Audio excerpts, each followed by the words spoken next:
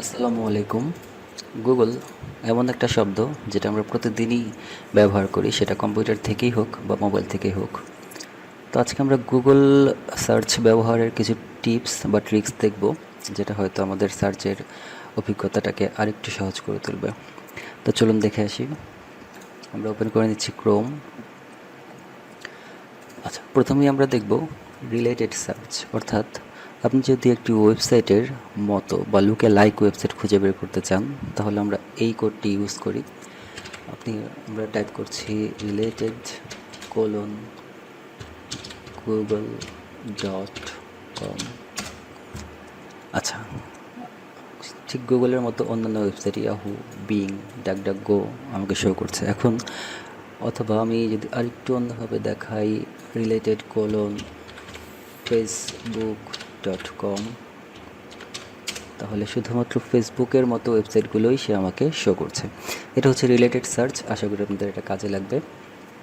Number 2, file type, অর্থাৎ আমরা যদি একটি নির্দিষ্ট টপিকের উপর নির্দিষ্ট ফাইল টাইপ খুঁজে পেতে চাই, ফর এক্সাম্পল পিডিএফ অথবা ডক ফাইল, তাহলে আমরা এই কোডটি ইউজ করব। ব্যাপারটা হচ্ছে এরকম, আপনি হয়তো জানতে চান উইন্ডোজ 10 এর উপরে কিছু টিপস, এবং সেটার উপর আপনি পিডিএফ ফাইল চান, তাহলে আমরা এইভাবে দেব Windows 10 tips file type PDF. আচ্ছা, এখন আপনারা দেখতেই পাচ্ছেন শুধুমাত্র পিডিএফ ফাইলগুলো আমার সামনে এসেছে। আচ্ছা, যদি আমরা পিডিএফ না নিয়ে ডক নিতে চাই, শুধু এটাকে চেঞ্জ করে দেব, তাহলে শুধুমাত্র ডক ফাইলগুলো আমাকে শো করবে। এইভাবে আপনারা বিভিন্ন অ্যাসাইনমেন্ট বা প্রেজেন্টেশনও খুঁজে পেতে পারেন। যদি আপনার পিপিটি প্রয়োজন হয়, তাহলে ফাইল টাইপ .পিপিটি দিলেই চলবে। আমরা গুগলে হয়তো সার্চ করতে পারি বেস্ট মুভিজ লিখে। খুব জেনারেল সেটিংয়ে যেটা থাকে, 10টা পেজ আমাকে শো করা হয়, 10টা ওয়েবসাইট। যদি কোনো কারণে আমার কাছে মনে হয় যে না, এই ওয়েবসাইট 10টাতে আসলে হচ্ছে না, আমাকে বারবার নেক্সট নেক্সট করে 2, 3, 4 হয়ে যেতে হয়, তাহলে আমরা যেটা করব, এখানে সেটিংস সার্চ সেটিংস থেকে রেজাল্ট পার পেজ এটা 10 করা, এই জন্যই আমাদেরকে সে 10টা পেজ শো করে।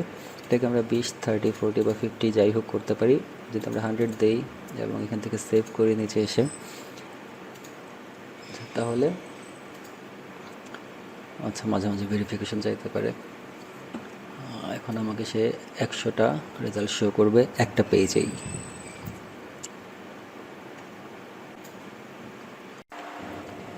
নাম্বার 4, আমরা সার্চ করছি for example Tom and Jerry. আমরা ইমেজগুলো দেখবো এবার। ইমেজ, আচ্ছা, ইমেজ থেকে আমরা যদি চাই যে আমরা আসলে শুধুমাত্র অ্যানিমেশন বা জিআইএফগুলো চাচ্ছি, আমাকে এখান থেকে খুঁজে নিতে হবে। আমরা সেটা না করে এখান থেকে টুলস থেকে টাইপ, এখানে টাইপ বাই ডিফল্ট সেট করা থাকে। আমরা যদি জিআইএফে ক্লিক করি, তাহলে শুধুমাত্র জিআইএফ বা অ্যানিমেটেড ফাইলগুলোই আমার সামনে আসবে। আমরা এটাতে ক্লিক করে একটু শেয়ার হই, লোড হচ্ছে। হ্যাঁ, এটা একটা জিআইএফ ফাইল।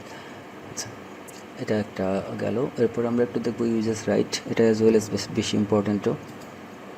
এখানে by default not filtered by license এভাবেই থাকে। এখন আমরা যদি কোনো ইমেজ ইউজ করতে চাই, ফর এক্সাম্পল আমাদের ওয়েবসাইটের জন্য হোক, ব্লগের জন্য হোক, অথবা ইউটিউব ভিডিওর জন্যই হোক না কেন, এখান থেকে সরাসরি ইমেজ নিয়ে ইউজ করলে সেটা কপিরাইট ক্লেমে পড়তে পারে, বা পড়বেই আসলে ধরে নেওয়া যায়। আপনি যদি কোনো ইমেজ প্রয়োজন হয় গুগলের ইমেজ সার্চ থেকে, তাহলে আমরা সবসময় লেবেল ফর ইউজ, এই জিনিসটা সবসময় আমরা ইউজ করব। আচ্ছা, এটা থাকলে এরপরে এখন যে ইমেজগুলো আসবে সেগুলো আসলে আমি কোনোরকম কপিরাইট ক্লেম ছাড়াই ব্যবহার করতে পারবো। এরপর একটা ব্যাপার আছে এখানে টাইমের, অর্থাৎ আমার যদি খুব রিসেন্ট ইমেজ দরকার হয়, বা আমি যদি জানতে চাই গত 24 ঘন্টা বা 48 ঘন্টার মধ্যে একটা স্পেসিফিক বিষয়ের উপর, তাহলে আমরা এখান থেকে এটা সিলেক্ট করতে পারি। তাহলে শুধুমাত্র রিসেন্ট যদি কোনো ইমেজ আপলোড হয়ে থাকে ওই টপিকে, সেটাই আসবে। বোঝা যাচ্ছে এটা আমার যে টপিকের উপরে গত 24 ঘন্টায় কোনো কিছু আপলোড হয়নি।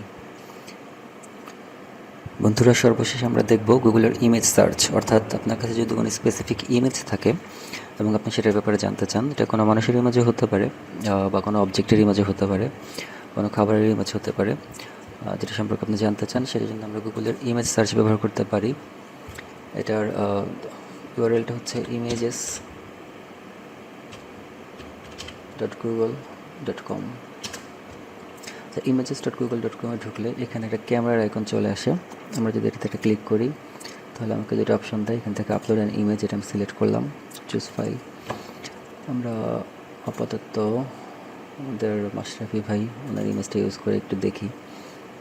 ফাইলটা আপলোড হলেই এখানে প্রথমে আমাকে আমার যে ছবিটা আপলোড করেছি সেটা দেখাচ্ছে এবং তার পাশে আইডেন্টিফাই করতে পেরেছে যেটা মাশরাফি মুর্তজা এবং তার রিলেটেড সব কিছুই সেখানে নিয়ে আসছে। তো এইভাবে আমরা ইমেজের মাধ্যমেও আমাদের কাঙ্ক্ষিত ফলাফল খুঁজে পেতে পারি।